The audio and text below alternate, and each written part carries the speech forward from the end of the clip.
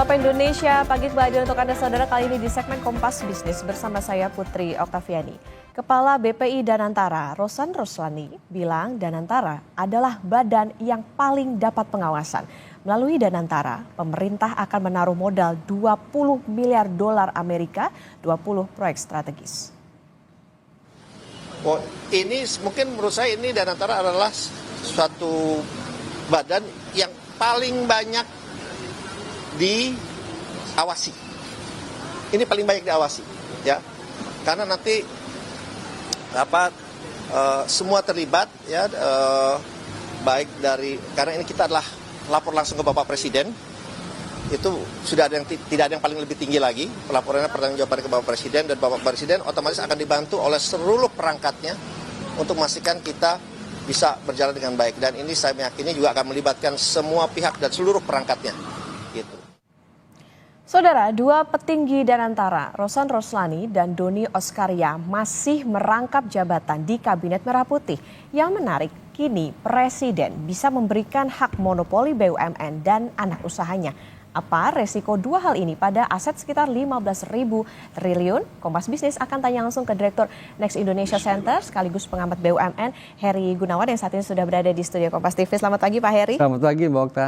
Oke Pak Heri, menarik soal kita melihat bagaimana ada dua nama yang juga menjadi anggota dari Kabinet Merah Putih. Nah, Danantara ini kan mengelola aset 15.000 triliun ya. Pak. Ada duit segar APBN 325 triliun rupiah untuk investasi. Apa resikonya kalau tadi regulator jadi operator? Kalau kita analogikan bola, wasitnya ini ikut main di lapangan. Betul. Ini jadi persoalan gitu. Jangan lupa, Danantara ini kan, ini sovereign wealth fund. Ini base-nya adalah trust publik maupun trust pada investor maupun mitra kerja. Ini yang harus dipegang betul gitu ya, bahwa kalau tidak ada trust, persoalan Danantara itu pasti akan lemah. Nah, Pak Rosan dan Pak Doni misalnya, ini persoalannya kedua orang ini melanggar Undang-Undang Kementerian Negara. Undang-Undang Kementerian Negara jelas bahwa menteri dan yang wakil menteri tentunya sekalian itu dilarang merangkap jabatan menjadi pimpinan pada organisasi yang dibiayai oleh APBN. Danantara kan duitnya dari APBN, itu kantong pemerintah. Nah, kemudian apalagi kayak Pak Doni misalnya. Pak Doni itu sekarang merangkap, selain dia menjadi COO Danantara, Pak Doni juga wakil komisaris utama Pertamina. Kemudian dia juga wakil menteri, 3 jabatan dia pegang, dan kebetulan Pertaminanya anaknya lagi bermasalah gitu. Di mana pengawasan Pak Doni? Misalnya gitu. Nah, jadi ini ada trust yang pertama ini jadi pertama gini, saya kira Danantara itu diciptakan atau didirikan itu dengan niat baik. Tapi ketika direalisasikan, niat baik itu akan menjadi hilang karena ada risiko bahwa ini ada konflik of interest, karena Pak Rosan masih menjadi Menteri Investasi dan Pak Doni masih menjadi Wakil Menteri. Menurut saya sebaiknya Pak Rosan dan Pak Doni declare mau pilih Danantara atau mau pilih menjadi menteri. Nah, kalau dia mau pilih di Danantara, sebaiknya mundur. Kasihan Pak Presiden. Presiden Prabowo itu kan selalu menyebut dirinya sebagai patriot. Patriot itu kan demi bangsa, bukan demi jabatan. Jangan sampai ada pembantunya itu ada rangkap jabatan plus rangkap pendapatan. Apalagi sampai triple kayak Pak Doni itu. Oke, berarti kira-kira gitu. Seberapa beresiko sih Pak dengan tadi misalnya salah satunya adalah soal konflik of interest. Apalagi ini kan tadi dikatakan bahwa Danantara kelola aset 15.000 triliun. Ya. Ini kan baru beberapa BUMN, nantinya akan semua BUMN akan dikelola oleh Danantara. Betul. Risikonya sangat besar. 1MDB itu kan konflik of interest antara Perdana Menteri Pak Najib itu dengan Sovereign Wealth Fund Malaysia. Yang tiba akhirnya karena ada konflik of interest di situlah ada aliran dana yang tidak bisa dikontrol. Karena di situ ada Perdana Menterinya. Nah, bayangin bagaimana mungkin agak sulit Kementerian Investasi atau Kementerian BUMN ingin mengontrol Danantara, sementara bos-bosnya ada di situ. Gimana coba? Seperti saya selalu bilang itu bahwa ini kan Kementerian BUMN ini kayak FIFA. Dia regulator di dalam dunia sepak bola, di dalam BUMN. Kemudian ketika ada pertandingan dia jadi wasit. Nah, persoalannya FIFA ini kemudian jadi pemilik klub bola. Kan lucu, gimana dia memberikan sanksi? Nah, yang ada juga di Undang-Undang BUMN itu juga, ini ada yang memang orang luput perhatikan. Kalau ada konflik antar BUMN atau BUMN dengan anak usaha BUMN atau dengan perusahaan terafiliasinya dia itu harus diselesaikan dengan cara mediasi, bukan ke proses hukum. Nah, proses mediasi ini nanti ujungnya ke menteri, bisa dibayangin tuh. Nanti kalau ada kasus antar BUMN atau BUMN dengan perusahaan afiliasi, itu semua diselesaikan di bawah meja dan itu mengikat secara hukum. Ada di dalam Undang-Undang BUMN yang tahun 2025 itu. Oke Pak, meskipun Pak Rosan sendiri bilang bahwa Danantara ini akan menjadi lembaga yang sangat diawasi, banyak diawasi, tapi auditnya nanti seperti apa Pak dengan adanya situasi bahwa ya ada rangkap jabatan itu di petinggi Danantara? Kalau audit itu kan secara di atas kertas, BPK itu hanya bisa mengaudit Danantara. Karena Danantara itu adalah kekayaan negara yang dipisahkan. Nah, di bawah Danantara, ini lagi hak istimewa nih, hak istimewa dari Danantara. Nanti di bawah Danantara itu kan satu ada holding investasi, ada holding operation. Nah, ini dua-duanya sesuai dengan undang-undang, itu bentuknya adalah perseroan terbatas. Artinya dia nanti jadi entitas bisnis. Nah, ini kalau yang lalu, itu BPK bisa langsung mengaudit ini. Karena dulu statusnya adalah kekayaan negara yang dipisahkan. Sekarang kan sudah bukan lagi, jadi dianggap sudah privat. Nah, jadi nanti itu BUMN ini kalau dia pengen diaudit oleh BPK itu harus tujuan tertentu, artinya harus minta izin dari perangkat di DPR atas permintaan DPR. Oke, Pak Heri, selain tadi ada dua nama Rosan dan juga Doni Oskaria, tentu nama Erick Thohir juga jadi menarik, Menteri BUMN tapi juga Kepala Dewan Pengawas Danantara. Posisi Erick ini akan menimbulkan masalah nggak sih Pak di kemudian hari? Pak Erick itu saat ini pegang 3 jabatan dengan 4 fungsi. Nah itu menarik. Satu ya, dia sebagai regulator, karena dia Menteri BUMN. Kedua, dia sebagai kuasa pemerintah pemegang saham Merah Putih yang 1% dengan hak-hak istimewanya. Yang ketiga, Pak Erick itu Dewan Pengawas INA. Jadi LPI Indonesia yang sudah ada. Nah sekarang yang keempat, Pak Erick itu menjadi ketua Dewan Pengawas Danantara. Menurut saya ini potensi terjadinya moral hazard. Kemudian potensi terjadinya konflik of interest itu sangat tinggi. Dan bagaimana mungkin Pak Erick itu ingin memberikan pengawasan. Pak Erick ini kan seharusnya menjadi wasit nih. Itu BP Danantara lo melanggar ya. Ini holding investasi atau holding operation. Itu jangan lewat garis itu, bahaya gitu kan. Tapi dia ngomongnya ke Pak Doni dan ke Pak Rosan gimana. Sementara kita tahu lah, udahlah secara senioritas Pak Rosan ini lebih senior dari Pak Erick gitu ya. Jadi dan segi pengalaman segala macam, nah itu pasti ada entah itu ada kesungkanan, makanya saya nggak percaya bahwa itu bisa diatasi. Tunjukkan dulu dengan bukti sekarang bahwa pemisahan regulator dengan operator itu harus tegas. Ini nggak bisa ditoleransi. Ini adalah modal besar untuk kepercayaan publik, terutama investor pada Danantara. Kalau itu tidak dilakukan, tingkat kepercayaan publik itu akan lemah gitu. Oke, karena balik lagi kalau untuk seperti Danantara ini adalah model trust ya Pak ya. Dan tadi yang kita tunggu adalah bagaimana mereka yang merangkap jabatan ini bisa melakukan tugasnya dengan baik, terutama di Danantara sebagai regulator.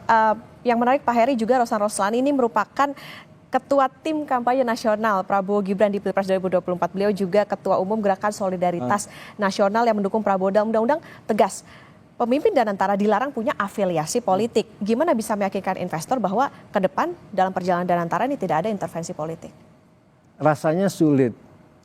Pak Rosan akan meyakinkan kepada para investor yang benar ya, untuk meyakinkan bahwa kita ini independen, kita ini banyak diawasi. Sulit. Sekarang gini, Pak Rosan kan pastinya paham lah cara kerja investor itu, Mbak Okta ya. Itu misalnya gini, ada perusahaan kita ingin menerbitkan global bond, misalkan diisu di Singapura. Itu memang dipikir yang bekerja, yang dihitung hanya angka statistik, potensinya segala macam. Enggak, ada faktor X yang dihitung oleh para investor. Dan siapa yang mengerjakan faktor X itu? Jaringan mereka di Indonesia. Nah misalnya gini, mereka bisa aja bertanya, misalnya saya pernah mengalami lah beberapa kali, misalnya ada investor mau beli global bond dari perusahaan kita. Pertanyaannya selalu ditanyakan oleh beberapa investor itu, private equity fund misalnya, mereka pokoknya para pengelola dana itu, pertanyaannya selalu tidak pernah lepas, relatif sama, itu adalah sejauh mana terjadi intervensi antara pemegang saham terhadap bisnisnya, terhadap manajemen. Nah, kedua, bagaimana reputasinya? Jadi ini dua pertanyaan ini itu akan mendiskon seberapa besar mereka akan beli. Misalnya kalau di kasih global, atau paling tidak mereka bisa minta tambahan kupon imbal hasilnya karena ada risiko di situ. Ini berarti yang berdampak juga pada kemarin saat Dananta diluncurkan ISG-nya kayaknya agak-agak kebakaran ya Pak. Itu kan respon pasar yang tidak bisa dia tidak bisa dikontrol karena spontan kan. Begitu pasar melihat, terutama asing ya, kan yang banyak lari asing itu. Aduh, ini regulator merangkap menjadi operator. Udah gitu, mereka bukannya nggak tahu tuh ada pelanggaran undang-undang di situ.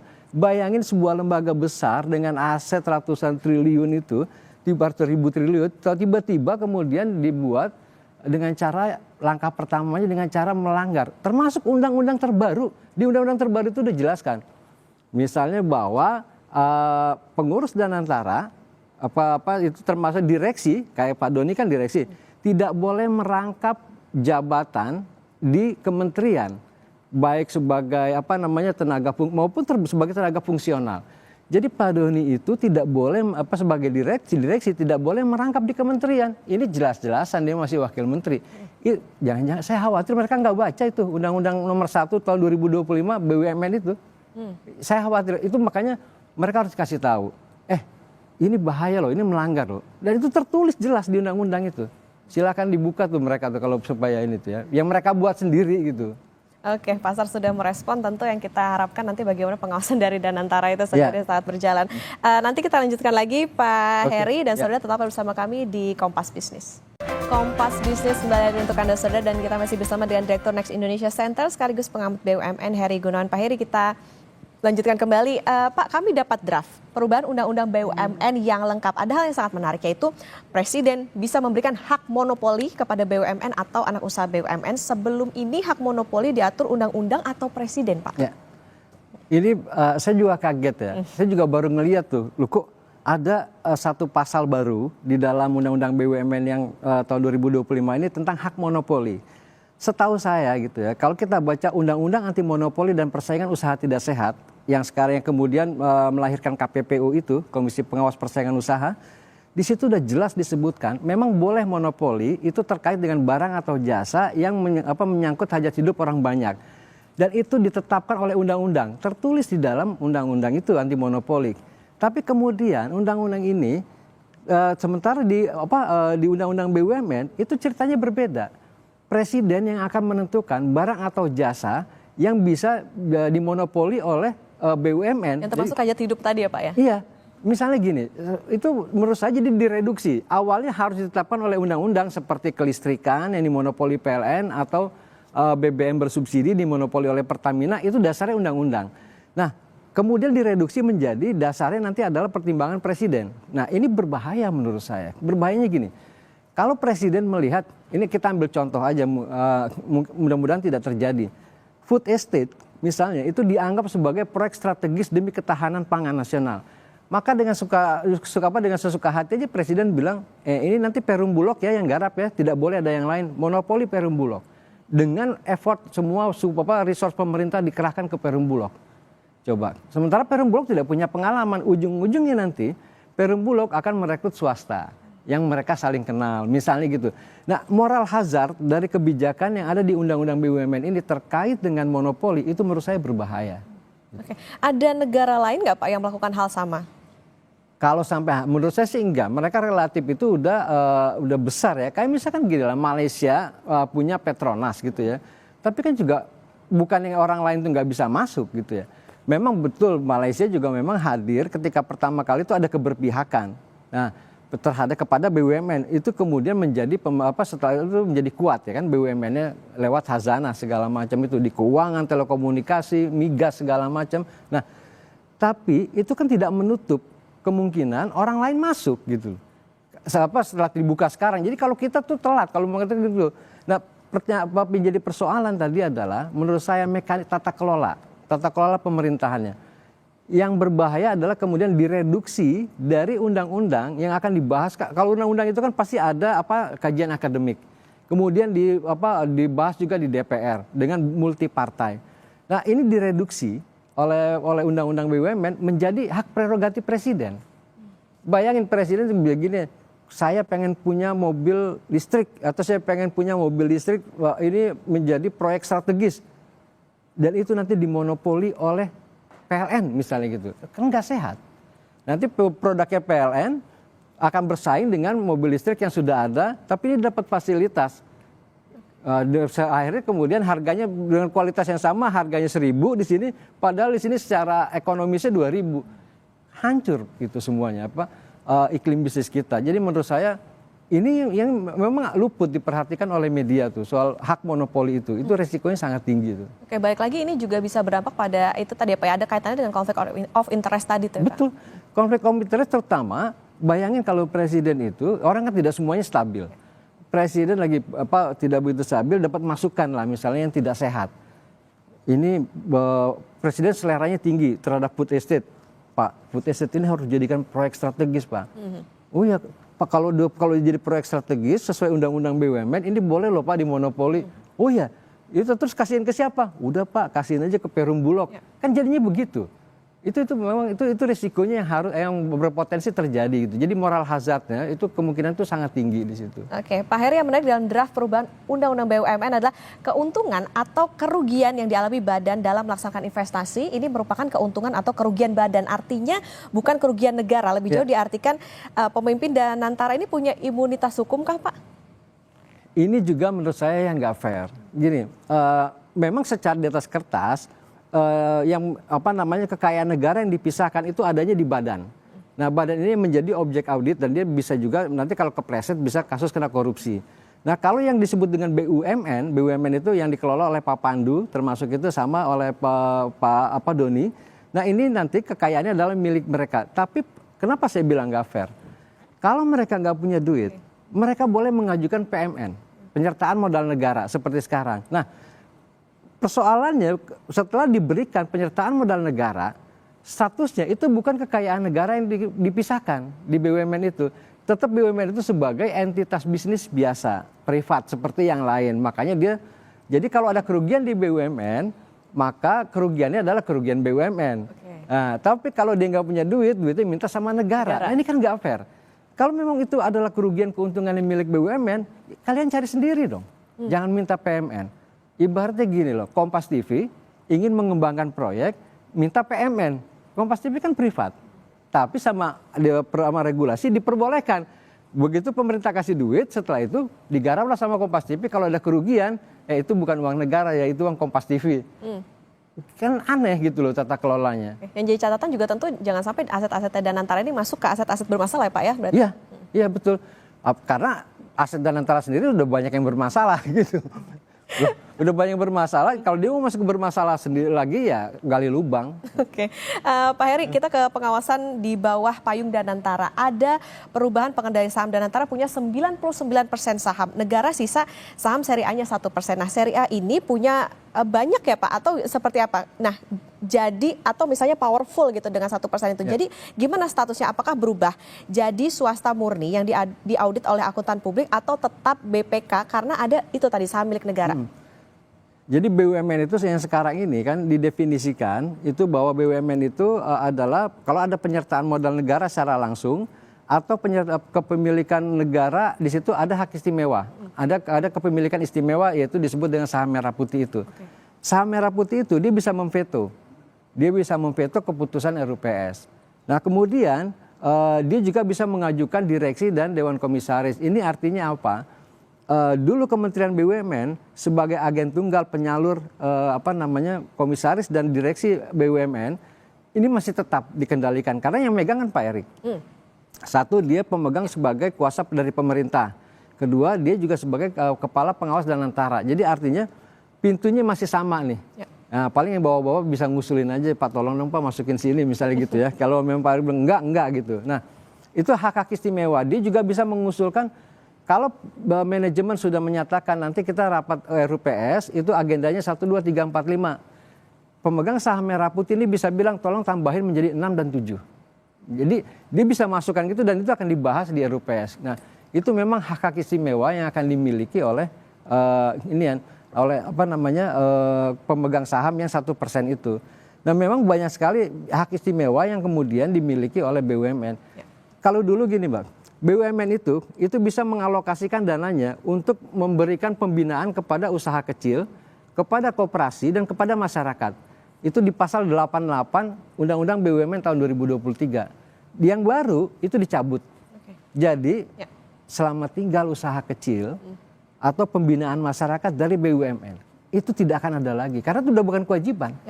Gitu. Oke, ini tentu yang harus diperhatikan oleh masyarakat dan juga jadi catatan untuk negara karena tadi ya Pak ya soal imunitas bagaimana dipertanyakan terutama juga bagaimana terjadinya rangkap jabatan oleh para konflik of interest. Konflik of interest juga ini tentunya nanti akan menjadi catatan dan juga ya tentu Danantara hadir dengan niat yang baik tapi nanti bagaimana ke depan pengawasan maupun juga auditnya ini yang tentu ditunggu oleh masyarakat. Terima kasih Direktur Next Indonesia Center sekaligus pengamat BUMN Pak Heri Gunawan sudah bersama di Kompas Bisnis. Selamat Pak Heri. Terima kasih Mbak Okta.